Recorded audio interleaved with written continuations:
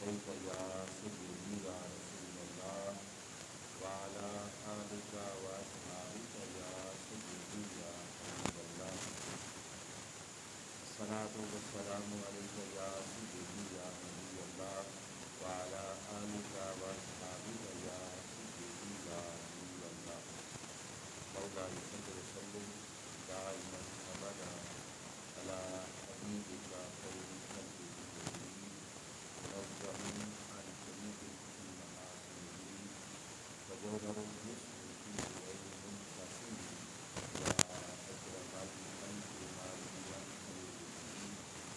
سواك عند خير الخالق الأعظم ونبيك رسول الله يا الكريم إذا الكريم تجلى من الكريم محمد صادق الله صادقا محمد صادق الأقوال له وفي سلم دائما أبدا على حبيبك اللہ تبارک و تعالی جل جلالہ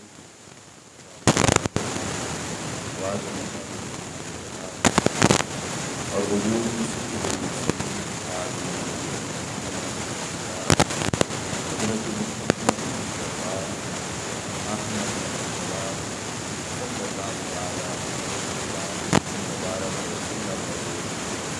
دربار قربان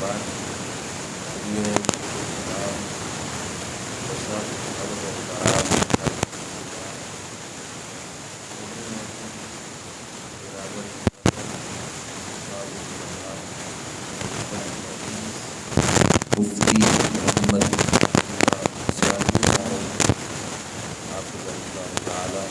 بانی محفل حافظ القاری محمد ذیشان سیالوی و انتظامیہ مسجد حاضہ دیگر حاضرین و سامعین السلام علیکم ورحمۃ اللہ وبرکاتہ۔ آج کے اس مبارک مقدس موقع پر کہ جو خلیفہ مسلمین خلیفہ رسول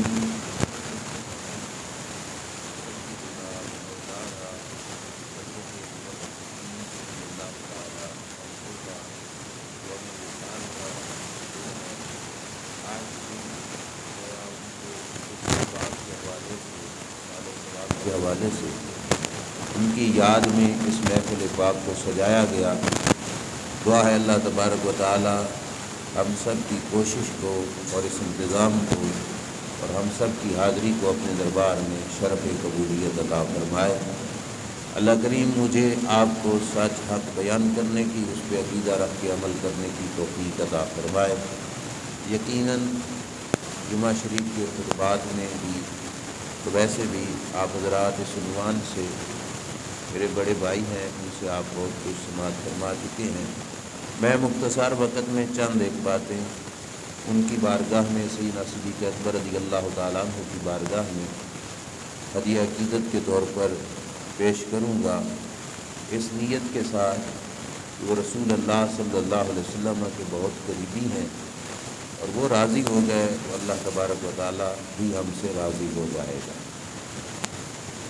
رسول کریم صلی اللہ علیہ وسلم کے کسی بھی صحابی کا یا اہل بیت اطہار ہوں تو ان میں سے کسی کا بھی جس کا بھی ہم ادب کرتے ہیں یا احترام کرتے ہیں، ایک بات پکی ذہن میں بٹھانا کہ ہم کسی کی ذات کی وجہ سے نہیں، ان کا جو حضور سے رشتہ اور تعلق ہے اس کی وجہ سے ان کا احترام کرتے ہیں۔ بھائی تو حضرت ابوبکر کے اور بھی تو تھے کہ نہیں؟ اور بھائی تھے، کسی کا نام آپ جانتے ہیں؟ نہیں جانتے۔ حضرت عمر کے بھی تو اور بھائی تھے، ہم کسی اور کا ہم ان کا تذکرہ بھی نہیں کرتے، ہم ذکر اسی کا کرتے ہیں جو سب سے ٹوٹ کر رسول کریم کے ساتھ جڑ گیا، جس نے رشتہ رسول کریم صلی اللہ علیہ وسلم کے ساتھ جوڑا ہے، جس کو نسبت مصطفیٰ صلی اللہ علیہ وسلم حاصل ہے، وہی ہمارے سروں کا تاج ہے۔ اور نسبت اور تعلق میں جس کا مقام جتنا بلند ہوگا اس کی اتنی ہی شان بلند ہوگی۔ اس نسبت اور تعلق کی جو سب سے پہلی کنڈی ہے نا، جس کی وجہ سے نسبت فائدہ دیتی ہے، وہ ہے نسبت ایمان والی۔ اور ایمان کا سادہ سا مطلب یہ ہے، وہ چاہے رشتہ دار ہو سرکار کا یا صحابی یعنی قرب رکھتا ہو، سرکار کے شہر والا ہو، سب سے پہلے نسبت کا فائدہ اسے ملے گا جس نے سرکار مدینہ صلی اللہ علیہ وسلم کو فقط عبداللہ کا بیٹا نہیں، اس نے محمد الرسول اللہ مانا ہوگا، یعنی سرکار پر ایمان لائے، اس وقت اس کو وہ تعلق فائدہ دے گا۔ اور جو سرکار پر ایمان نہ لائے، چاہے جتنا بھی کلوز ہو، وہ فائدہ نہیں دے گا۔ کیوں؟ اصل فائدے کا دار و مدار اس پر ہے کہ رب دیکھے گا کہ میرے یار کو بھی مانتا ہے کہ نہیں مانتا۔ اب دیکھو ہمارا رشتہ تعلق بلال حبشی کا احترام کرتے ہیں کہ نہیں؟ بولیے کہ نہیں؟ ہم ان کا نام آئے تو سارا ادب سے جھکا دیتے ہیں۔ کیوں؟ ادھر سے آئے تھے، ہمیں ان کے خاندان سے غرض نہیں، ہمیں ان کا جو تعلق ہے رسول کریم صلی اللہ علیہ وسلم سے، اس سے غرض ہے۔ کیوں؟ وہ جہاں کے بھی تھے، انہوں نے رسول خدا کو رسول خدا مانا ہے، فقط محمد بن عبداللہ نہیں مانا۔ اور دوسری طرف اولاد ہے، جو سرکار کا چچا ہے، اور سرکار کی اپنی زبان کے الفاظ ہیں۔ سرکار نے فرمایا لا قرابۃ بینی و بین ابی لہب، لوگوں میری ابو لہب کی کوئی رشتہ داری نہیں۔ کیوں؟ وجہ یہ ہے چاچا ہے لیکن اس نے حضور کو رسول نہیں مانا ہے۔ جب رسالت اور ایمان حضور پہ رکھے گا، اس کے بعد جتنا قرب بنتا جائے گا، اتنا اس کا اللہ تعالیٰ اس کو مقام عطا فرماتا جائے گا۔ اب حضرت ابوبکر صدیق رضی اللہ تعالیٰ عنہ کا مقام سب سے زیادہ بلند تر اس وجہ سے بھی ہے کہ حضرت ابوبکر صدیق رضی اللہ تعالیٰ عنہ کو سب سے زیادہ قرب مصطفیٰ نصیب ہے۔ دنیا میں سنگت تھی، وہ تو آپ سنتے ہیں، یار غار بھی ہیں، یار مزار بھی ہیں، غار میں بھی ساتھ تھی، مزار میں بھی ساتھ تھی، ہر سفر میں ساتھ تھی، سرکار کے ساتھ ایمان لا کر حضور کے دست بازو بنے رہے۔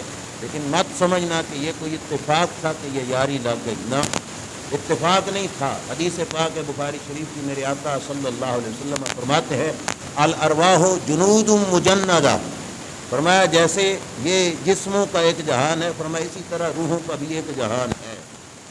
روح اس جسم میں آنے سے پہلے ایک جہان میں رہتی رہی، وہاں پہ بسیرا تھا روح کا، روح وہاں پہ ڈیرے لگائے ہوئے تھی۔ اس کے بعد یہ روح جسم میں ڈالی گئی اور جسم اس دنیا میں آیا۔ آپ کو اس پہ یقین ہے؟ سرکار نے فرمایا روحوں کا ایک جہان ہے، اور سرکار فرماتے ہیں فما تعارف منہا ایتلف وما تناکر منہا اختلف، فرمایا روحوں کے جہان میں جب روح اوپر والے جہان میں تھی، وہاں پہ فرمایا جس روح کی دوسری روح کے ساتھ یاری تھی، اسی جسم کا اس دنیا میں دوسرے جسم کے ساتھ بھی یاری والا تعلق ہوگا۔ ان لفظوں سے آپ کو پتہ چل گیا ہوگا کہ صدیق اکبر کی یاری دنیا میں رسول خدا سے لگی تو کوئی اتفاق کا معاملہ نہیں ہے، کوئی ایسے کہ اتفاق کی معاملہ بائی چانس لگ گئی نہیں۔ وجہ یہ ہے کہ سرکار کی روح کے ساتھ ابوبکر صدیق کی روح کا بھی تعلق تھا، روح مصطفیٰ کے ساتھ روح ابوبکر صدیق کی بھی یاری تھی۔ ابوبکر صدیق سرکار کے ساتھ عالم ارواح کے جڑے ہوئے ہیں، جب وہاں پہ یاری تھی، جب جسموں میں وہ روح آئی تو رب نے یار بنا دیا سرکار دو عالم صلی اللہ علیہ وسلم۔ اور سرکار دو عالم صلی اللہ علیہ وسلم کے اس فرمان سے پتہ چلا کہ روحوں کے جہان سے یہ رشتہ داری کا تعلق چلتا آ رہا ہے۔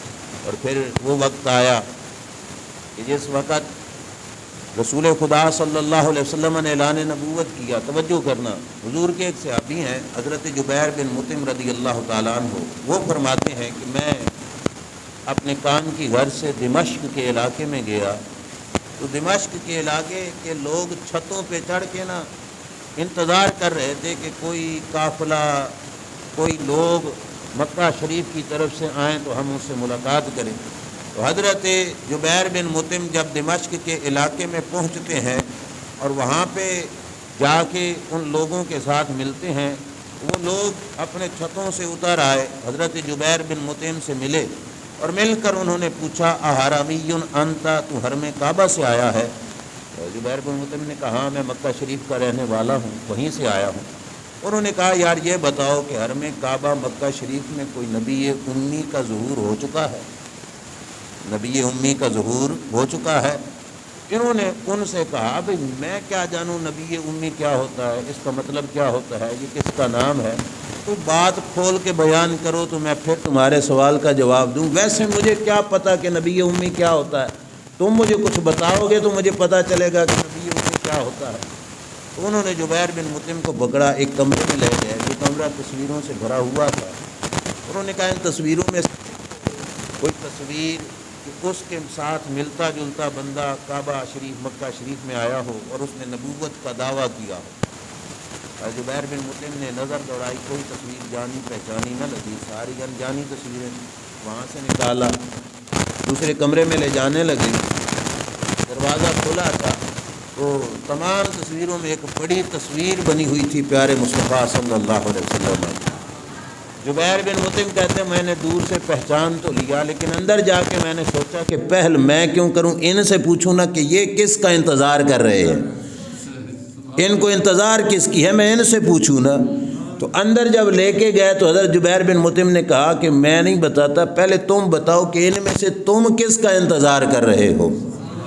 جبیر بن مطعم کہتے ہیں انہوں نے سرکار کی جو صورت مبارکہ تھی اس کی طرف اشارہ کیا کہ ہم اس ہستی کے منتظر ہیں، تورات و انجیل کے اندر ان کی نشانیاں پڑی ہیں، یہ زمانہ آ چکا ہے جس زمانے میں ان کا ظہور مکہ شریف میں ہو جانا ہے، تو ہم انتظار میں ہیں کہ آئے ہیں، ان کا ظہور ہوا ہے، اعلان نبوت ہوئی ہے کہ نہیں ہوئی، تو ہم اس ہستی کے منتظر ہیں۔ حضرت جبیر بن مطعم نے کہا ہاں یہ ہستی وہاں پہ دعوی نبوت فرما چکے ہیں۔ جبیر بن مطعم کہتے ہیں میں نے غور سے دیکھا تو اس بڑی صورت والی ہستی کے قدموں میں ایک شخص بیٹھے ہیں جو ان کے قدم پکڑ کر احترام کے ساتھ ان کے قدموں میں تشریف فرما ہے، اور سر ان کا جھکا ہوا تھا۔ حضرت جبیر بن مطعم کہتے ہیں میں پہچان نہ سکا، تو میں نے کہا یہ تورات و انجیل کے عالم ہیں، ان سے پوچھوں کہ یہ قدموں میں کون بیٹھا ہے۔ تو کہا جب میں نے ان سے پوچھا کہ تمہاری کتابیں جب یہ سب کچھ نشانیاں بتا رہی ہیں تو یہ بھی تو بتاؤ کہ یہ قدم پکڑ کر ان کے قدموں میں کون سا مرید ہے جو بیٹھا ہے۔ تو انہوں نے کہا ہماری کتابیں بتاتی ہیں یہ وہ ہستی ہے جس کو زمانہ صدیق کہہ کے پکارے گا، یہ دنیا میں بھی ان کے یار ہوں گے، قبر میں بھی ان کے یار ہوں گے، اور بروز حشر بھی ان کے یار ہوں گے۔ پتہ چلا قلم قدرت نے جہاں پہ بھی کوئی تصویر پھینکی، وہاں پہ جہاں پہ اپنے یار کی تصویر بنائی وہاں پہ ہی اپنے یار کے یار کی بھی تصویر بنائی۔ حضرت صدیق اکبر رضی اللہ تعالیٰ عنہ عالم ارواح سے چلے سرکار کے ساتھ اکٹھے، پھر جس وقت سرکار اعلان نبوت فرما رہے ہیں، حضرت ابوبکر صدیق مکہ میں نہیں تھے، یمن کے علاقے میں تھے، تجارت کے قافلے کے ساتھ گئے ہوئے تھے، مال کے لین دین بیچنے کی غرض سے۔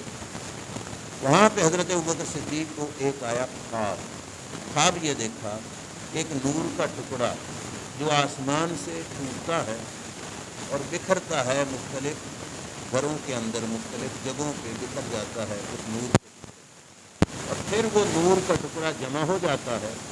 جب وہ نور کا ٹکڑا جمع ہوتا ہے تو میں اس نور کو اپنے گھر میں لا کر اپنے گھر میں بند کر دیتا ہوں۔ یہ خواب دیکھا حضرت ابوبکر صدیق رضی اللہ تعالیٰ عنہ۔ خواب دیکھ کر سوچا کہ میں کسی تعبیر کرنے والے سے پوچھوں اس کی تعبیر کیا ہے، مطلب کیا ہے، اس کا نتیجہ کیا نکلے گا۔ حضرت ابوبکر صدیق رضی اللہ تعالیٰ عنہ ایک شخص کے پاس گیا جو تعبیریں بتانے والا تھا، اس سے جا کے کہا یار میں نے یہ خواب دیکھا، اس کی تعبیر کیا ہے۔ آپ کی توجہ ہے، سمجھ آ رہی ہے، خواب کی تعبیر پوچھی۔ اس نے کہا کوئی نہیں، معدے کے بخارات ہوتے ہیں، کچھ گیس چڑھ گئی ہوگی دماغ میں، سوتے وقت خیال آ گیا ہوگا، بس یہ خیالات ہی ہیں، خیالات فاسدہ، ایسے خیالات ہیں، تو یہ خواب شاب کوئی نہیں، ایسی کوئی تعبیر۔ اس نے اس خواب کو کہا کہ یہ ویسے ہی خیالات۔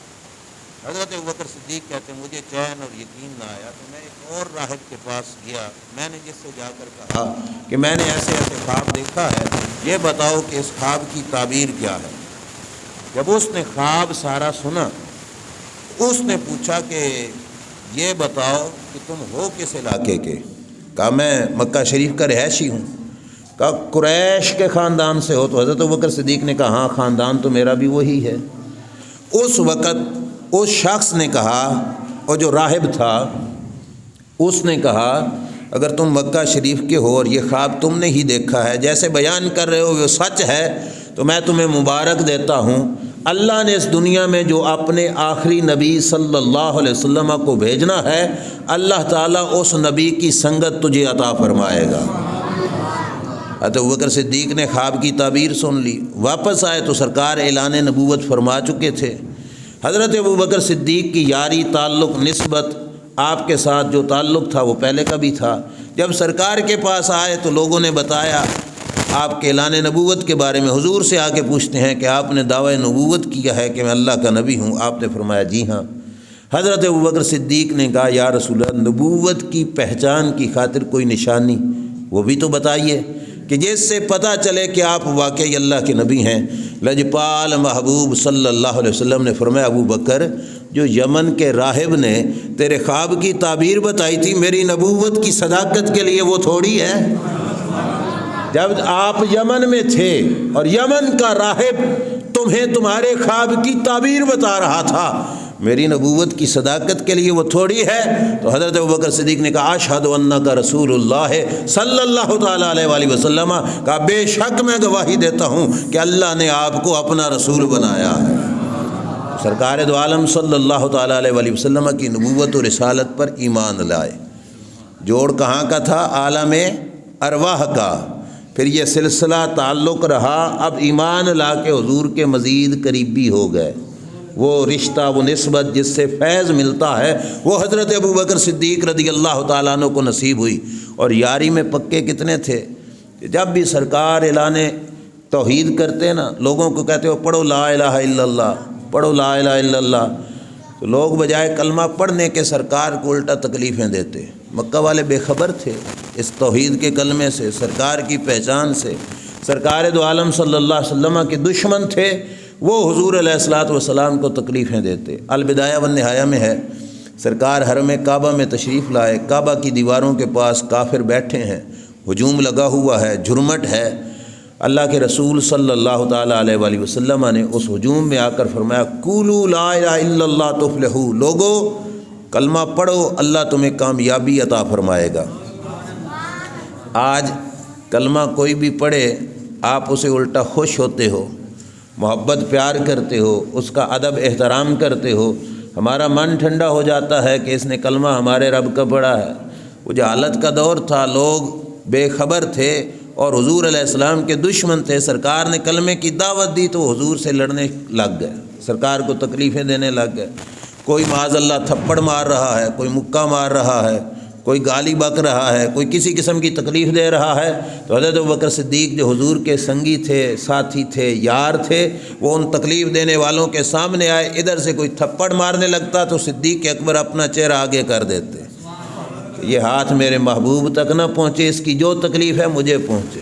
کوئی مکہ لگانے لگتا تو حضرت ابوبکر صدیق اپنا سینہ آگے کر دیتے کہ مجھے مارو۔ مکہ کے کافروں نے کہا کہ یہ تو پیدا بھی یتیم ہوئے تھے، ان کے پاس اتنی اتھارٹی نہیں تھی، معاذ اللہ وہ ان کی سوچ تھی، ان سے اعلان نبوت اگر کرایا ہے تو تو نہیں کرایا ہے، تو ان کا یار بنا، تو نے ان کو سپورٹ کی ہے، لہذا ساری غلطی معاذ اللہ انہوں نے کہا کہ ابوبکر تیری ہے۔ سرکار کو چھوڑا، حضرت ابوبکر کو انہوں نے مارنا شروع کر دیا۔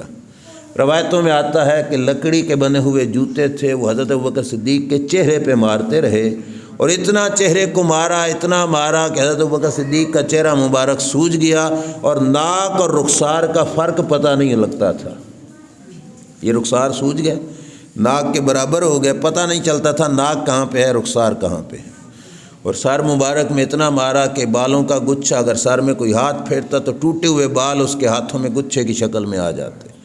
حضرت ابوبکر صدیق گر گئے، بے ہوش ہو گئے، انہوں نے سمجھا فوت ہو گئے، وہ چھوڑ کے چلے گئے۔ حضرت ابوبکر صدیق رضی اللہ تعالیٰ عنہ کو رشتہ داروں نے وہاں سے اٹھایا، گھر لے گئے۔ بے ہوشی کا عالم ہے، کوئی رشتہ دار پاؤں کی تلیاں مل رہا ہے، کوئی ہاتھوں کی تلیاں مار رہا ہے، کوئی سر دبا رہا ہے کہ ان کو ہوش آئے۔ اچانک آنکھ کھلی سیدنا صدیق اکبر رضی اللہ تعالیٰ عنہ کی، تو آس پاس دیکھا کہ ساری برادری میری موجود ہے، ساری برادری کھڑی ہے، اپنی برادری کو دیکھا تو فوراً سوچ میں آ گیا کہ جب میں گرا تھا تو میرے محبوب دشمنوں کے جھرمٹ میں تھے، میں تو برادری میں پہنچ گیا ہوں۔ ساتھیوں سے پوچھا مجھے بتاؤ میرے محبوب کا کیا حال ہے؟ مجھے بتاؤ میرے محبوب کا کیا حال ہے۔ ماں سرہانے کھڑی تھی، اس نے کہا ابو بکر پھر بھی انہی کا نام لیتے ہو جن کی وجہ سے تجھے مار پڑی ہے۔ آپ کو پتہ ہے جب عشق کو تانا ملتا ہے نا تو عشق مزید تیز ہو جاتا ہے۔ پنجابی والے کہتے ہیں نا مچھر جاندہ، عشق کو تانا ملے محبت اور پیار کو نا تو وہ پہلے سے بھی زیادہ تیز ہو جاتا ہے۔ جب صدیق اکبر کو ماں کہنے لگی پھر انہی کا نام لیتے ہو جن کے نام پہ مار کھائی، تو پہلے صرف نام لے رہے تھے، عشق مزید مچل گیا۔ عشق نے کہا اب اس وقت تک مجھے چین نہیں آئے گا جب تک مجھے ان کے پاس نہیں لے کے جاؤ گے۔ اور آپ کو پتہ ہے بیمار کی ضد گھر والے پوری کرتے ہی کرتے ہیں، باویں اوکھے ہوئے تو باویں سوکھے ہوئے، تو بیماری کا عالم ہے، مشکل میں ہے، تو انہوں نے کہہ دیا نہیں اب اس وقت تک آرام نہیں کروں گا جب تک میں ان کو دیکھ نہیں لوں گا۔ رشتہ داروں نے سہارا دیا، کندھوں پہ ہاتھ رکھا ہے۔ اب حضرت ابوبکر صدیق کے دائیں سے بائیں سے سہارا دے کر اٹھا کے لے آئے۔ حضور علیہ الصلوۃ والسلام دار ارقم میں موجود ہیں۔ چند ایک صحابہ جو اس وقت کلمہ پڑھ چکے تھے وہ حضور کے پاس موجود ہیں۔ چھپ چھپ کر تبلیغ ہوتی تھی، آپ اسلام کی تعلیمات ان کو پڑھاتے تھے۔ سرکار دار ارقم میں موجود تھے۔ دروازے سے حضرت ابوبکر صدیق رضی اللہ تعالیٰ عنہ انٹر ہوئے تو روایت کے لفظ ہیں فاستقبلہ رسول اللہ صلی اللہ علیہ وسلم، رب کے محبوب نے اٹھ کر اپنے غلام کا استقبال فرمایا۔ استاد آئے اور شاگرد کھڑا ہو جائے یہ تو آپ نے دیکھا ہوگا، ہوتا ہے ایسے۔ پیر آئے اور مرید اٹھ کے کھڑا ہو جائے استقبال کی خاطر یہ بھی آپ نے دیکھا ہوگا، لیکن آسمان نے یہ نظارہ بڑا پیارا دیکھا کہ آج شاگرد اور مرید آ رہا ہے اور پیروں کا پیر اٹھ کر اپنے غلام کا استقبال فرما رہا ہے۔ سرکار اٹھ کے کھڑے ہو گئے اور اللہ کے رسول صلی اللہ تعالیٰ علیہ وآلہ وسلم نے اٹھ کر استقبال کیا۔ اب حضرت ابوبکر صدیق بیٹھ تو سکتے نہیں تھے، تکلیف میں تھے، تو زمین پر ہی نہ یوں لٹا دیا گیا۔ حضرت ابوبکر صدیق کو زمین پر لٹایا گیا۔ جس وقت زمین پر لٹایا گیا اب اگلے الفاظ ہیں کیا؟ فَأَقَبَّ عَلَيْهِ رسول اللہ صلی اللہ علیہ وسلم وَقَبَّلَ وَجْهَهُ، اللہ کے رسول اپنے غلام پر یوں جھک گئے اور سرکار نے جھک کر ابو بکر صدیق کے چہرے کو چوم لیا۔ سرکار نے جھک کر اپنے غلام کے چہرے کو، بولیے نا، اپنے غلام کے چہرے کو۔ آپ کو پچھلی بات اگر یاد ہوگی تو پتہ ہوگا کچھ لوگوں نے مارے تھے جوتے اور حضور علیہ السلام نے اس چہرے کا لیا بوسہ۔ سرکار بتا رہے تھے کہ جاننے والے جو جانتے ہیں وہ صدیق کا یوں احترام کیا کرتے ہیں، اور جو انجان ہیں وہ مارتے رہیں۔ تو میں کہتا ہوں کہ جتنی درد صدیق اکبر کو ان جوتوں کے پڑنے سے پہنچی تھی، سرکار کے ایک بوسے سے ساری دردیں ختم نہیں ہو گئی ہو۔ اگر آپ کو تھوڑا سا مزید اس بات میں باخبر کرنے لگوں تو یہ صدیق کا چہرہ جھک کے کون چم رہا ہے؟ جس کی سواری کی رکابیں اللہ کا فرشتہ جبریل پکڑتا ہے، جن کے قدموں کے بوسے اللہ کا عرش لیتا ہے، وہ رسولوں کے تاجدار جھک کر ابو بکر صدیق کے چہرے کو چوم رہے ہیں۔ مارنے والوں نے مارا، تکلیفیں دینے والوں نے تکلیفیں دیں، لیکن رب کے رسول نے چہرہ چوما۔ کیوں؟ زمانے کو بتا کے گئے کہ قدر پھلاں دا بلبل جانے صاف دماغاں والی۔ ہر ایک کو نہیں پتا کہ ابو بکر صدیق کا مقام کیا ہے، ہر ایک کو خبر نہیں کہ صدیق اکبر کی شان کیا ہے۔ شان صدیق پوچھنی ہو تو دربار مصطفیٰ میں جا کے پوچھو۔ کسی بنگی سے ہم کیوں پوچھیں کہ تم ابو بکر صدیق کو کیا مانتا ہے؟ کسی چرسی سے پوچھنے کی کیا ضرورت؟ شان والوں کی شان شان والے ہی جانا کرتے ہیں۔ یہاں پہ ایک اور حدیث میرے ذہن میں آ گئی، وہ ایڈ کرتا چلوں اور بات کو پھر میں دوبارہ یہیں سے لوں گا۔ سرکار دو عالم صلی اللہ علیہ وسلم تشریف فرما تھے۔ سرکار کی یہ عادت مبارکہ تھی، جب مجلس میں بیٹھتے، چپ کرا دے یار، سرکار دو عالم صلی اللہ علیہ وسلم جب مجلس میں تشریف فرما ہوتے تو حضور اپنی دائیں جانب ابو بکر صدیق کو بٹھاتے، بائیں جانب حضرت عمر فاروق کو بٹھاتے۔ یہ حضور کی عادت مبارکہ تھی۔ سرکار محفل میں تشریف لائے، حضرت ابوبکر صدیق کو بٹھایا دائیں، حضرت عمر کو بٹھایا بائیں، مجمع لگ گیا، محفل بھر گئی، جہاں پہ بھی تشریف فرما تھے جو پنڈال مبارک تھا وہ سارے کا سارا بھر گیا۔ اچانک حضور کی مجلس شریف میں مولا علی حاضر ہوئے، مولا مرتضیٰ شیر خدا حضرت علی رضی اللہ تعالیٰ عنہ حاضر ہوئے۔ جس وقت حضرت علی سرکار کی مجلس میں حاضر ہوئے، اب وہ دیکھ رہے ہیں جگہ کہ بیٹھوں تو کہاں پہ بیٹھوں، کیونکہ پنڈال فل ہو چکا ہے، جگہ نہیں تھی۔ حضرت علی المرتضیٰ رضی اللہ تعالیٰ عنہ جس وقت داخل ہوئے تو وہ دیکھ رہے تھے بیٹھوں کہاں۔ اچانک حضرت ابوبکر صدیق اپنی مسند سے اٹھے اور اٹھ کے کہا علی ادھر آؤ، یہاں پہ بیٹھو، ادھر آؤ یہاں پہ بیٹھو۔ اب جو استاد تھے ان کو تربیت دینے والے، جو ان کو پیر و مرشد تھے، ان کے آقا و مولا تھے، یعنی ہمارے آقا و مولا حضرت محمد مصطفیٰ صلی اللہ علیہ وسلم تھے، جب اپنے ان دو غلاموں کا آپس میں یہ رویہ دیکھا تو میرے نبی علیہ السلام کا چہرہ خوشی سے کھل اٹھا، اور سرکار دو عالم صلی اللہ علیہ وسلم نے ارشاد فرمایا انما یعرف الفضل لأہل الفضل ذو الفضل، فرمایا لوگوں حیران کیوں ہوتے ہو کہ علی آیا ہے، ابو بکر نے سیٹ دی ہے، فرمایا وجہ یہ ہے کہ شان والوں کی شان والے ہی پہچانا کرتے ہیں۔ کیوں؟ بتا دیا میرا علی بھی شان والا، میرا صدیق بھی شان والا، شان والوں کی شان کو شان والے ہی پہچانا کرتے ہیں۔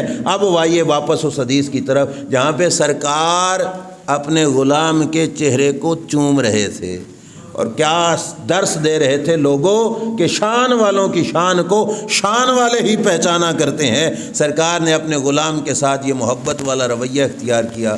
حضرت ابوبکر صدیق نے خوش ہو کے جس وقت آنکھ کھولی نا تو فوراً کیا کہا، یا رسول اللہ صلی اللہ علیہ وسلم ہذہ امی ادعو اللہ لہا و ادعوہا الی اللہ۔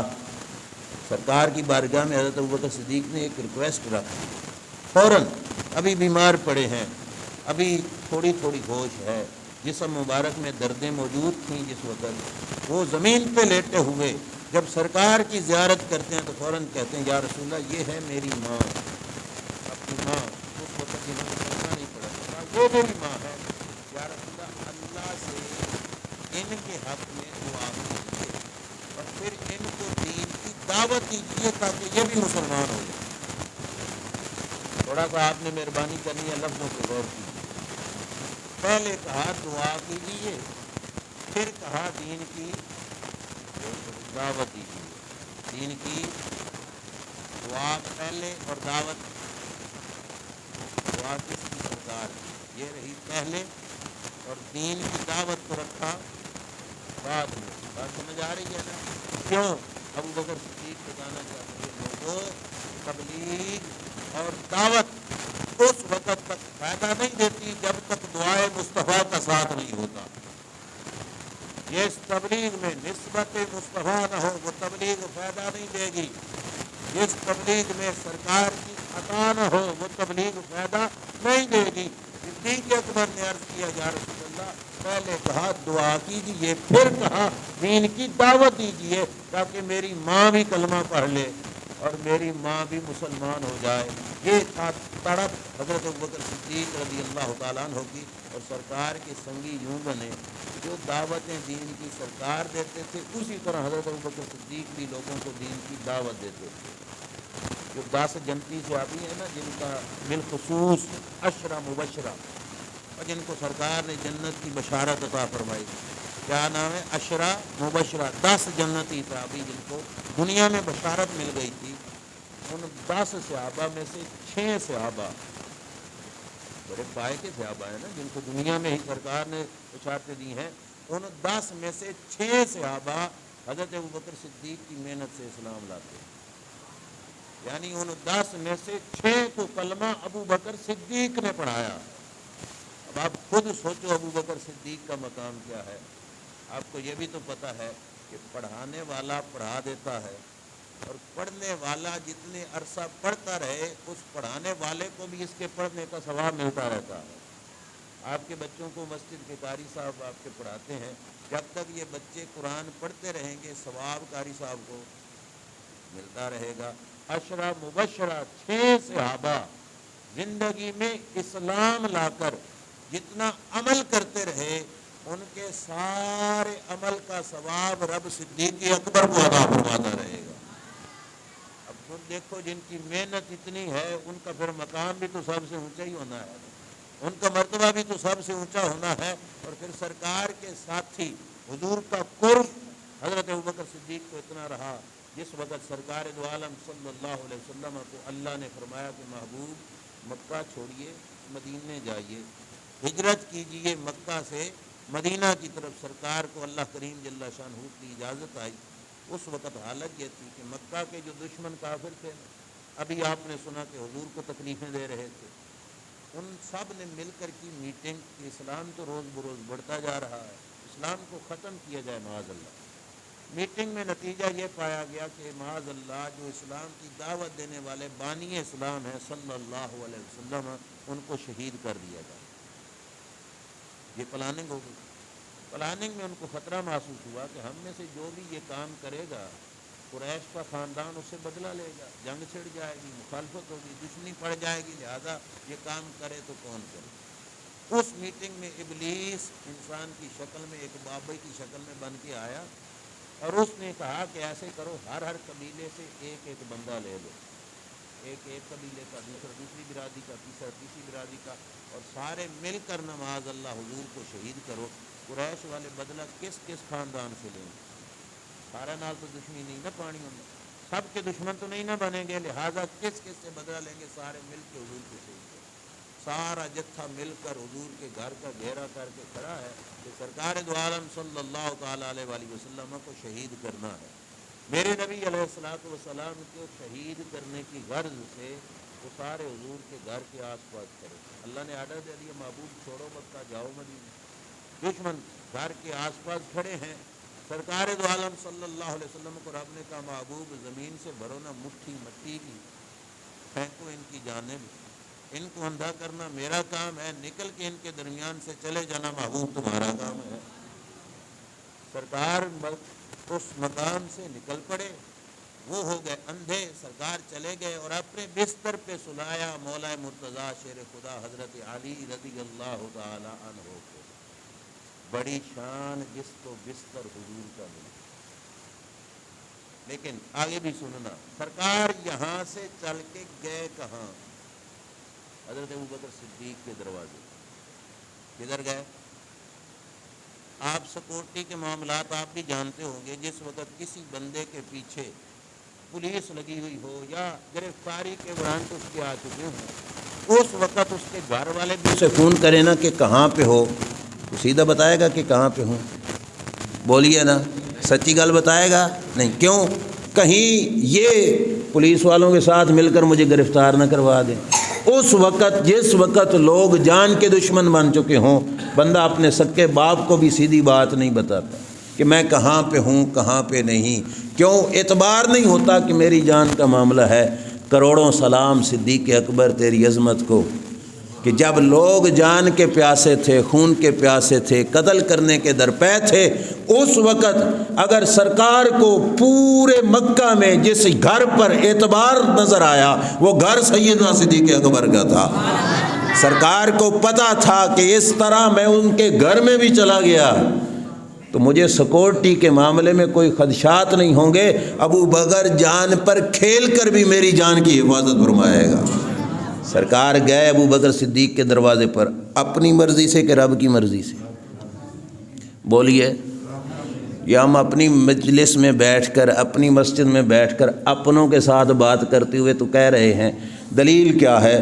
تفسیر امام حسن عسکری 11ویں امام ہیں اور شیعہ مسلک ان کو بڑا دھڑلے سے مانتے ہیں، ان کی کتاب ہے تفسیر حسن عسکری، امام حسن عسکری کی لکھی ہوئی۔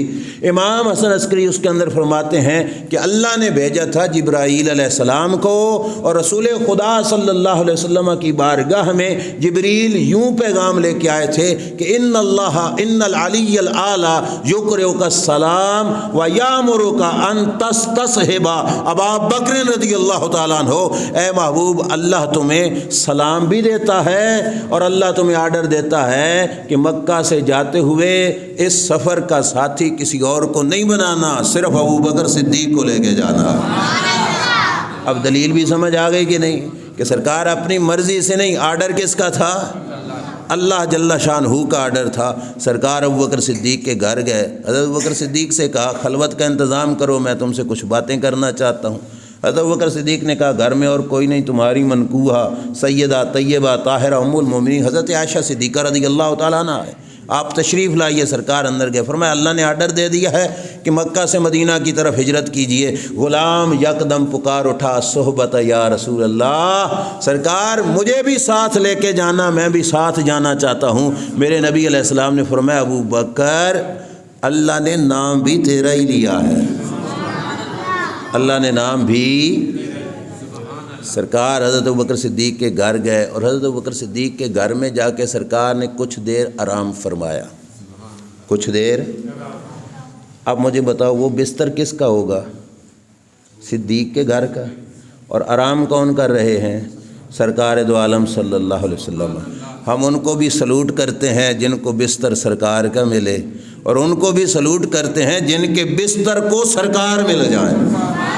ابو بکر صدیق کے گھر کے بستر پہ سرکار نے آرام فرمایا، اور اس گھر کو قابل اعتبار سمجھا کہ نہ سمجھا، کہ یہاں سے بات کوئی لیک نہیں ہوگی، صدیق میری سیکورٹی کرے گا۔ وہاں سے چلے حضرت ابوبکر صدیق رضی اللہ تعالیٰ عنہ، جب چلنے لگے تو سرکار نے فرمایا ابو بکر، یہ آزمائشی جملہ تھا، اے ابو بکر میرے ساتھ چلنا ہے تو یہ دیکھ لے، تطلب کما اطلب، دشمن جیسے میرا پیچھا کریں گے ایسے تیرا بھی کریں گے۔ آپ کو پتہ ہے نا، جس کے گرفتاری کے وارنٹ ہوں یا کوئی معاملہ ہو، جو اس کے ساتھ چلتا ہے لوگ اس کو بھی اسی طرح پکڑ لیتے ہیں۔ کہا کہ جیسے میری دشمن ہے ایسے تیرے دشمن بنیں گے، اور کہا فرمایا بلکہ یہ سمجھا جائے گا کہ مجھے اس کام پر ابھارنے والا بھی ابو بکر تو ہی ہے، کہ لوگ یہی سمجھیں گے، لہٰذا دیکھ لے تیری جان کے پیاسے بن جائیں گے، تیرے خون کے پیاسے بن جائیں گے، مکہ والے ابو بکر ساتھ چلنا ہے۔ تو حضرت ابو بکر صدیق نے جو جملے بولے حضور کے سامنے، تفسیر امام حسن عسکری کا حوالہ ہے اس بات کا کہ حضرت ابو بکر صدیق نے عرض کیا یا رسول اللہ صلی اللہ علیہ وسلم، آج سے لے کے قیامت تک کی رب دے نا مجھے زندگی، اور اتنی لمبی زندگی میں رب مجھے ساری کائنات کی بادشاہیاں عطا فرما دے، اور پورے جہان کے لوگ میرے نوکر اور خادم بن جائیں، دنیا کی ہر نعمت ابو بکر صدیق کے قدموں میں موجود ہو، لیکن آپ کا دامن میرے پاس نہ ہو۔ ایک طرف ہے یہ سکھوں والی زندگی، اور دوسری طرف یا رسول اللہ آج سے لے کے قیامت تک کی زندگی ہو، زمانے کا ہر دکھ ابو بکر صدیق کے سر پہ ٹوٹا ہوا ہو، ہر درد اور تکلیف میں مبتلا ہوں، کوئی حال پوچھنے والا بھی نہ ہو یا رسول اللہ صلی اللہ علیہ وسلم، اور قیامت تک کی زندگی ہو کہ موت سے بھی جان نہ چھوٹے، اتنی لمبی زندگی اور دکھوں سے بھری ہوئی ہو، لیکن دامن آپ کا میرے ہاتھ میں ہو۔ تو ابو بکر صدیق سکھوں والی زندگی کو ٹھکرا دے گا، دکھوں والی زندگی کو سینے سے لگا لے گا، کیوں کہ یا رسول اللہ آپ کی سنگت تو ہوگی نا۔ اب حضرت ابو بکر صدیق نے یہ بات کہی، یار یاروں سے کرتے ہی رہتے ہیں، پیار محبت ہو تو دوستی میں پتہ نہیں بڑے بڑے بلند بانگ دعوے محب و محبوب کے آپس میں ہوتے رہتے ہیں، کچھ ہوتے ہیں سچے اور کچھ ہوتے ہیں جھوٹے بناوٹی۔ اب ابو بکر صدیق نے اتنا بڑا دعویٰ کیا تو فقط زبانی تھا، ہم اپنی طرف سے نہیں، سرکار کی زبانی کہتے ہیں۔ اور تفسیر امام حسن عسکری، سرکار نے حضرت ابوبکر صدیق کی زبان کا یہ جملہ سنا اور فرمایا لا جرم ان اللہ تعالی قد اطلع علی قلبک ووجدہ موافقا لما جرى علی لسانک۔ ابو بکر شک نہیں اس بات میں کہ رب نے مجھے بلا شبہ جو تیرے پاس بھیجا ہے، وجہ یہ ہے کہ اللہ نے ابو بکر تیرا پہلے دیکھا دل، اللہ نے دیکھا تیرا دل، اور تیرے دل میں جو کچھ تھا ابو بکر وہی تھا جو تیری زبان پہ جاری ہو رہا ہے۔ آپ کو پتہ ہے دل اور ہو زبان اور ہو تو اسے کہا جاتا ہے منافقت، اور جو دل بولے وہی زبان بولے، جو زبان بولے وہی دل بولے، اسے کہا جاتا ہے صدق و صداقت۔ سرکار نے گواہی دے دی ہے ابو بکر جو تیری زبان پہ چل رہا ہے اللہ نے تیرے دل میں دیکھا وہی کچھ تھا جو اللہ نے تیری زبان پر جاری فرما دیا ہے۔ پتہ چلا سرکار بتا رہے تھے ابو بکر کے ایمان پر شک نہ کرنا، اللہ نے ابو بکر کی صداقت کی گواہی عطا فرما دی ہے۔ اور اگلے جملے بڑے پیارے ہیں، میرے نبی علیہ السلام نے فرمایا ابو بکر تیرا میرا رشتہ اللہ نے تیرا میرا تعلق یوں بنایا جیسے سر کا تعلق دھڑ کے ساتھ ہوتا ہے. نہیں سمجھ آئی آپ کو؟ سر کا دھڑ کے ساتھ جو رشتہ ہے ابو بکر، وہی رشتہ تیرا اور سر کو دھڑ سے جدا کر دو، سر کچھ کام کا رہے گا؟ دھڑ میں جان رہے گی؟ نہیں، نہ سر میں رہے گی نہ دھڑ میں رہے گی. سرکار بتا رہے تھے گویا ابو بکر جس نے تجھے مانا مجھے نہ مانا اس کا تجھے ماننا بھی کسی کام کا نہیں، اور جس نے مجھے مانا اور تجھے نہ مانا اس کا مجھے ماننا بھی کسی کام کا نہیں ہے. کام کا وہ بنے گا جو محمد الرسول اللہ کو بھی مانے گا، صدیق اکبر کو بھی مانے گا، تب اس کی ایمان کی روح سلامت رہے گی. اور جس نے کسی ایک کو نہ مانا اس کا ایمان فوت ہو جائے گا، وہ مرتد ہو جائے گا. کیوں؟ کیونکہ ابو بکر تیرا میرا رشتہ وہ ہے جو سر کا جسم کے ساتھ تعلق ہے. فرمایا تیرے میرے قرب کو رب نے اتنا قریب کر دیا ہے کہ وجود دو ہیں، اللہ نے ان دو وجودوں کا اتنا گہرا تعلق بنایا ہے، جو ایک کو مانے گا اسے دوسرے کو ماننا پڑے گا، جو دوسرے کو مانے گا اسے پہلے کو ماننا پڑے گا. اللہ کے محبوب نے اتنا بڑا پیارا جملہ دیا، اور صرف زبان یہاں پہ نہ روکی بلکہ سرکار نے آگے بھی کہا. فرمایا ابو بکر اللہ نے تجھے میری جان بنایا ہے. عاشق اپنے معشوقوں کو کہتے نہیں ہیں میری جان فلاں، جان من کہہ دیتے ہیں نا، لیکن جہاں پہ دستور ہو رہا ہے کہ عاشق معشوق کو کہتے ہیں، محب اپنے محبوب کو کہتے ہیں کہ فلاں تو میری جان ہے. اور ادھر رب نے اور کچھ کروا دیا، یہاں پہ محبوب خود محب کو کہہ رہا ہے. محبوب خود محب کو کہہ رہے ہیں ابو بکر میری جان ہے، ابو بکر میری جان ہے. آج اگر ہمارا ایمان ہمیں کہے کہ کہو ابو بکر ہماری جان ہے تو یہ جملے سنت مصطفیٰ ہے. ہم کہتے ہیں کہ صدیق اکبر ہماری، صدیق اکبر ہماری، کیوں کہ ان کو جان سرکار نے فرمایا.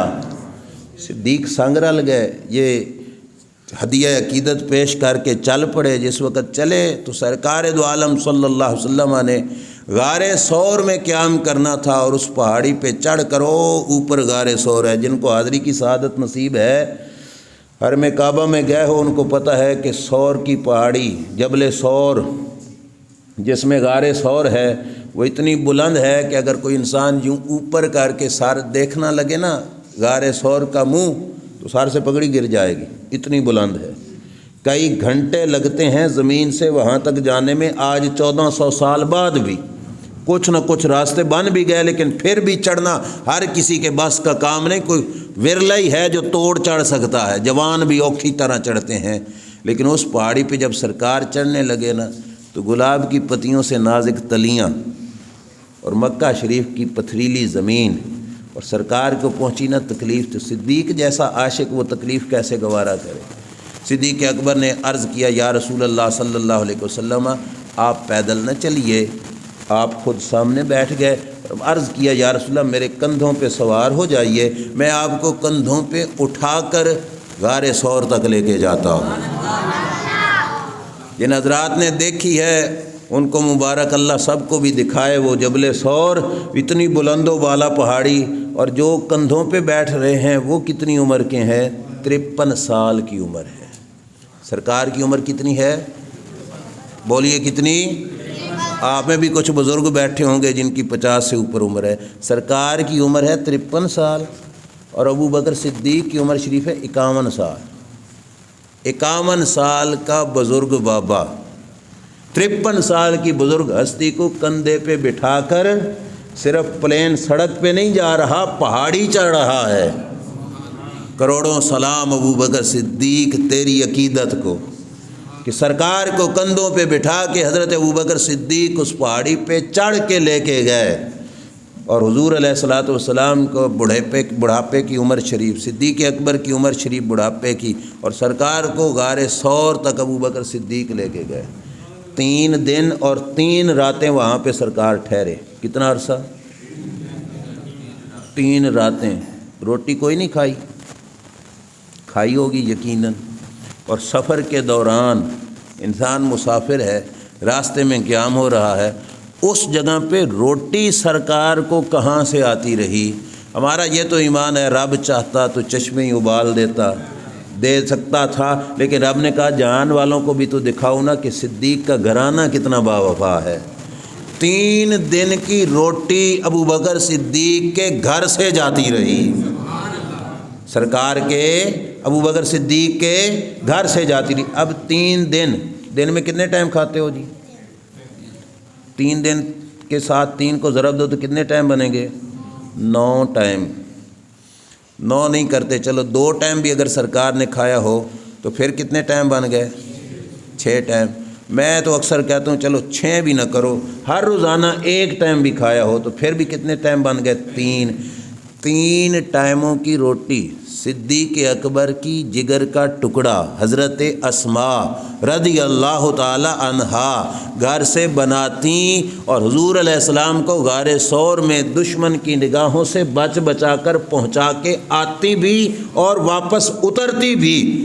جبل ثور پہ چڑھنا سوکھا نہیں، اتنا لمبا سفر صدیق کا گھرانہ کی بچی کرتی جاتی بھی آتی بھی، روزانہ کا 1 چکر بھی لگاؤ تو بڑی مشقت کا کام ہے۔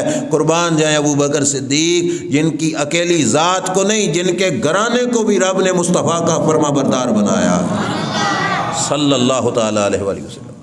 کافروں نے دیکھا جس وقت کہ سرکار گھر میں نہیں ہے تو ابو جہل نے سیدھا رخ کیا صدیق اکبر کے گھر کا۔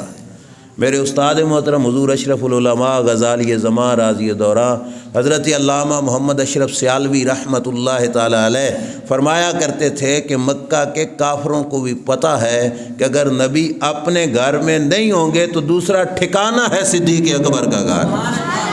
اگر اپنے گھر میں نہیں ملے تو ڈھونڈا تو کہاں پہ؟ پہلی دفعہ اسی طرح گئے حضرت ابوبکر صدیق کے گھر میں۔ حضرت اسماء نکلتی ہیں، کہا بتاؤ تمہارا بابا کہاں ہے اور محمد مصطفیٰ صلی اللہ علیہ وسلم کہاں ہیں؟ پتہ تھا لیکن گھرانہ باوفا تھا۔ کہا نہیں بتاؤں گی۔ اس نے تھپڑ مارا، صدیق اکبر کی شہزادی کی بالیاں ٹوٹ گئیں، چہرہ لہو لہان ہو گیا اور جوش میں آ کے کہنے لگیں ابو جہل جان سے مار دے تو مرنا گوارا کر لوں گی پر اپنے محبوب کا ٹھکانہ تجھے نہیں بتاؤں گی۔ سرکار غار ثور سے نکلے، مکہ شریف کی طرف جا رہے ہیں۔ میں بات کو سمیٹتا ہوں، ختم کرنے کی طرف آتا ہوں۔ جب چلنے لگے نا تو حضرت ابوبکر صدیق کبھی سامنے آ جاتے ہیں حضور کے، کبھی دائیں، 4 قدم بائیں 4 قدم پیچھے۔ حضور کا طواف ہو رہا ہے، چکر کاٹے جا رہے ہیں۔ سرکار نے پوچھا ابوبکر یہ کیا حرکت ہوئی؟ تو حضرت ابوبکر صدیق عرض کرتے ہیں یا رسول اللہ، جب خطرہ محسوس ہوتا ہے نا سامنے سے تو دوڑ کے سامنے آ جاتا ہوں کہ کوئی تکلیف دہ چیز آئے تو میرے محبوب تک نہ پہنچے، ابوبکر اپنے سینے پہ قبول کرے۔ جب خطرہ بائیں محسوس ہوتا ہے تو ادھر چلے جاتا ہوں، جب خطرہ سامنے ہوتا ہے ادھر چلا جاتا ہوں، جب خطرہ پیچھے سے محسوس ہوتا ہے ادھر چلے جاتا ہوں۔ آپ سے پوچھتا ہوں 3 راتیں اس با وفا غلام کے ساتھ اور 3 دن غار ثور میں سرکار نے گزارے اور کھانا بھی صدیق کے گھر سے آتا رہا۔ میرے استاد محترم فرمایا کرتے تھے یہ بتاؤ اس غار میں سرکار نے صدیق کو کچھ نہیں دیا ہوگا؟ کتنا کچھ دیا وہ سننا ہے تو یہاں سے سنو۔ سلسلہ عالیہ نقشبند کے بہت بڑے چوٹیوں کے بزرگ ہیں حضرت باقی باللہ رضی اللہ تعالیٰ عنہ، سلسلہ نقشبندیہ کے پیر ہیں حضرت باقی باللہ رضی اللہ تعالیٰ عنہ۔ بڑے مہمان نواز تھے، سخی انسان تھے۔ ان کے گھر میں آ گئے مہمان اور رات کا ٹائم تھا، اچانک مہمان آن پہنچے، کھانے کا کوئی بندوبست نہیں تھا۔ پریشان ہو گئے کہ میں ان کو کھانا کہاں سے کھاؤں، بھوکھا سلا دوں یہ بھی نہیں میرا طریقہ کار، مجھے نہیں جچتا، کھلاؤں تو کہاں سے کھلاؤں۔ آپ کی جو پریشانی تھی نا، آپ کا پڑوسی تھا وہ باورچی تھا، روٹیاں پکانے والا، اس کو پتہ چلا تو اس نے کہا کیوں نہ یہ خدمت میں پیش کر دوں، حضرت کے مہمانوں کو روٹی میں کھلا دیتا ہوں۔ اس نے جلدی جلدی گھر میں روٹیاں پکائیں، کھانا بنایا اور حضرت باقی باللہ کی خدمت میں پیش کیا، حضور اپنے مہمانوں کو کھانا کھلاؤ۔ اچانک مشکل میں اگر کوئی وفا کرتا ہے تو دل خوش ہوتا ہے، تو حضرت باقی باللہ کا دل خوش ہوا، مہمانوں کو کھانا کھلایا اور اس باورچی کو جو گواڈی تھا ان کا، ماچھی ذات کا تھا، اس کو بلا کے کہنے لگے بخا چے میں خواہی، اوے مانگ جو کچھ مانگتا ہے، اوے مانگ جو کچھ، لفظوں پہ تھوڑا غور کرنا، بات سمیٹ رہا ہوں، مانگ جو کچھ۔ باقی باللہ رضی اللہ تعالی عنہ نبی تھے؟ بول پڑو، نبی سرکار کے نوکروں کے نوکروں کے نوکروں کے نوکروں کے نوکروں کے نوکر تھے۔ یہ بھی میں نے تھوڑی چھوٹی گردان پڑھی ہے، زیادہ لمبی کرو تو ان کے پتہ نہیں کتنے درجے بعد جا کے حضور کے نوکر بنتے ہیں۔ حضرت باقی باللہ رضی اللہ تعالیٰ عنہ یقیناً انہی کے نوکروں کا ہی تو مقام ہوتا ہے سارے کا سارا۔ سرکار کے پتہ نہیں کتنے سٹیپ بعد نوکر بنتے ہیں۔ میرے استاد محترم فرماتے ہیں ان کے نوکروں کے نوکروں کے نوکروں کو ایک ٹائم کی روٹی اگر کوئی دیتا ہے تو حضرت باقی باللہ کہتے ہیں مانگ جو کچھ مانگتا ہے۔ ان نوکروں کے سردار لجپال نبی کی لجپالی کا عالم کیا ہوگا؟ سرکار نے بھی تو غار میں کہا ہوگا نا، صدیق مانگ جو کچھ مانگتا ہے۔ پھر اس ماچھی نے جو باورچی تھا اس نے کیا کہا؟ اس نے کہا حضور چھڈو پرے، تسی کیڑی دینی جو مانگ لئی؟ تو آپ نے فرمایا نہیں، آج جو بھی مانگو گے تمہیں عطا فرماؤں گا۔ انہوں نے کہا پھر مرا مثل خود سازید، انج کرو مجھے اپنے جیسا ہی بنا دو، مجھے اپنے جیسا ہی، اے باورچی نہ رہوں، روٹیاں لگانے والا نہ رہوں، مجھے باقی باللہ ہی بنا دو۔ آپ نے فرمایا تو اس کی استطاعت نہیں رکھتا، تو نہیں بن سکتا باقی باللہ۔ اس نے کہا پہلے نہیں کہا تھا کہ نہیں بنا؟ آپ نے فرمایا بن نہیں سکتا تو۔ کہا مسئلہ کیا ہے؟ کہا کہ اللہ کے عشق و محبت کا سمندر ہم نے اپنے دل میں اتارا، تو اپنے دل میں اس سمندر کی پہلے بنائی جگہ، اور جگہ بنائی کہ عبادت ریاضت کی کرینے چلا چلا کے نا دل کو کھود کھود کے اس کو ڈونگا کیا، اس کو گہرا کیا، اس میں اب اللہ کی محبت کا معرفت کا سمندر ہے۔ وہ سارے کا سارا سمندر جب یکدم تیرے دل میں انڈیلوں گا تو تیرے دل میں تو اتنی جگہ نہیں۔ اس نے عرض کیا حضور ہوگا تو کیا ہوگا؟ کہا یکدم تیرا دل اس سمندر میں پڑے گا تو فوت ہو جائے گا۔ اس نے کہا حضور مرنا تو ایک دیڑے ہے ہی صحیح، موت تو ایک نہ ایک دن آنی ہے، موت کا ٹائم مقرر ہے۔ میں چاہتا ہوں باورچی ماچھی رہ کر نہ مروں، مروں تو باقی باللہ رہ کر ہی مروں نا، مجھے اپنے جیسا ہی بنا دو۔ تو حضرت باقی باللہ اسے الگ کمرے میں لے کے گئے، توجہ اتحادی اس پہ ڈالی۔ توجہ اتحادی کا مطلب ہوتا ہے کہ اپنی روح اس کی روح کے ساتھ جوڑ دی، جو اس روح کا فیضان تھا وہ اس روح کو دے دیا۔ استاد محترم فرماتے ہیں اور حضرت شیخ عبدالعزیز محدث دہلوی لکھتے ہیں کہ جب باہر نکلے تو پتہ نہیں لگتا تھا اصلی باقی باللہ کون ہے، جو اب باقی باللہ بنا ہے وہ کون ہے۔ فرق اتنا تھا جو اصلی تھا وہ ہوش میں تھا، جو اب بنا تھا وہ بے ہوش تھا۔ چند دن زندہ رہا پھر دنیا سے پردہ کر گیا۔ میرے استاد فرماتے ہیں اگر حضور کے نوکروں کا نوکر ایک ٹائم کی روٹی کھلانے والے کو توجہ ڈال کر اپنی صفات کاملہ کا مظہر بنا سکتا ہے تو 3 دن اور 3 راتیں غار ثور کے اندر میرے نبی علیہ السلام نے صدیق کے اوپر کتنی توجہ ڈالی ہوگی، اپنی صفات کا مظہر بنایا۔ یہی وجہ تھی کہ سرکار کے مثال کے بعد دنیا سے پردہ فرمانے کے بعد سرکار کا مصلح جچتا بھی تھا تو صدیق اکبر کو جچتا تھا، کیونکہ سرکار نے توجہ ڈال ڈال کے اپنی صفات کاملہ کا مظہر بنا دیا تھا صدیق اکبر رضی اللہ تعالیٰ عنہ کو، اور رنگ بھی چڑھا دیا تھا اپنے حسن و جمال کا۔ یہی وجہ تھی جب مکہ مدینہ میں پہنچے نا تو جو لوگ استقبالیے تھے ان کو پہچان نہ ہوتی کہ نبی کون ہے، ان کا نوکر کون ہے۔ وہ پہلے صدیق کو ملتے پھر جا کے سرکار کو ملتے، ان کو رخ و دعا نہیں نظر آتا تھا، واللیل کی زلفیں نہیں نظر آتی تھی۔ وجہ یہ ہے کہ اس چہرے کا عکس مبارک ابو بکر صدیق کے چہرے پہ پڑ گیا تھا، اور وہ ابو بکر صدیق کو ملتے تھے۔ اور حضرت ابو بکر صدیق نے بھی یہ نہیں کہا کہ میں چوڑا ہو جاؤں، نہیں، کہا کہ نوکر ہوں تو نوکر ہی دکھاؤں نا ان کو۔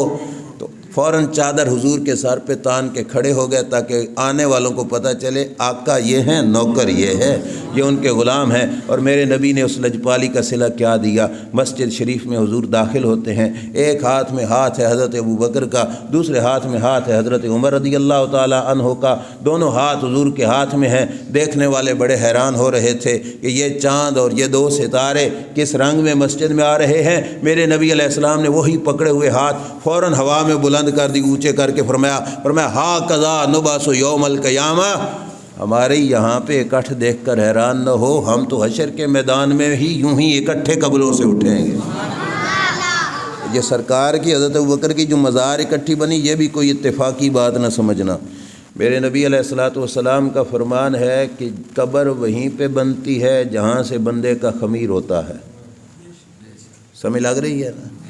جہاں سے مٹی اٹھا کر نا اس کا وجود کا خمیر تیار کیا جاتا ہے، انسان کی قبر وہیں پہ بنتی ہے۔ اب میں کہہ سکتا ہوں نا، اللہ کی قدرت نے جس سرزمین سے وجود مصطفیٰ کے لیے خمیر کے لیے مٹی کو لیا تھا، وہیں سے صدیق کے خمیر کے لیے بھی مٹی کو لیا تھا۔ یہی وجہ ہے کہ جہاں پہ مزار سرکار کی بنی وہیں پہ مزار صدیق اکبر کی بنی۔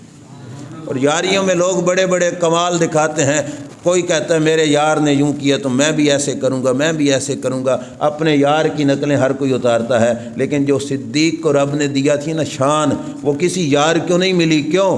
دنیا کے کسی اور یاروں کو نہیں۔ کیسے؟ کہ حضور نے ظاہری حیات گزاری 63 برس۔ کتنی؟ 63 برس۔ اور رب نے صدیق اکبر کو بھی دنیا کی زندگی 63 برس کی عطا فرمائی تھی۔ یاری کتنی پکی تھی، جتنا دنیا پہ وہ رہے اتنا ہی دنیا پہ حضرت صدیق رہے۔ 63 برس آپ صلی اللہ علیہ وسلم کی عمر شریف، اور 63 برس ہی حضرت صدیق اکبر رضی اللہ تعالیٰ عنہ کی عمر شریف۔ آخر پہ آیت کا ترجمہ بھی سنا دیتا ہوں جو آیت پڑھی تھی۔ اللہ کریم ارشاد فرماتے ہیں والذی جاء بالصدق وصدق بہ اولئک هم المتقون۔ فرمایا جو ہستی سچ لے کے آئی اور جس نے اس سچ کی تصدیق کی، فرمایا یہ لوگ ہیں پرہیزگار۔ اس آیت کی تفسیر میں شیعہ مسلک کی کتاب تفسیر مجموع البیان کے اندر ہے کہ والذی جاء بالصدق هو رسول اللہ صلی اللہ علیہ وسلم، جو سچ لے کے آئے وہ تھے اللہ کے رسول صلی اللہ علیہ وسلم۔ وصدق بہ، اور جنہوں نے اس سچ کو سچ کہا وہ تھے ابو بکر صدیق رضی اللہ تعالیٰ۔ گویا رب کہتے ہیں میرے رسول اور میرے رسول کا یار ابو بکر صدیق، یہ دونوں وہ ہستیاں ہیں جن کو رب نے تقوی کی دولت عطا فرما دی ہے۔ آج انہی کا یوم وصال ہے، 22 جمادی ثانیہ، جس روز حضرت ابوبکر صدیق رضی اللہ تعالیٰ عنہ نے دنیا سے پردہ فرمایا۔ ہم سب نے مل کر انہی کے وصال شریف کے موقع پر ان کی یاد میں یہ محفل پاک سجائی۔ میری دعا ہے اللہ تعالیٰ ہم سب کو صدیق اکبر جیسا سوز عشق نصیب فرمائے، اور اللہ تعالیٰ ہمارے سینوں میں صدیق اکبر رضی اللہ تعالیٰ عنہ جیسی محبت مصطفیٰ صلی اللہ علیہ وسلم عطا فرمائے۔ اللہ کریم ہمیں ان کی تابعداری اطاعت گزاری کی توفیق عطا فرمائے۔ وآخر دعوایا ان الحمد للہ۔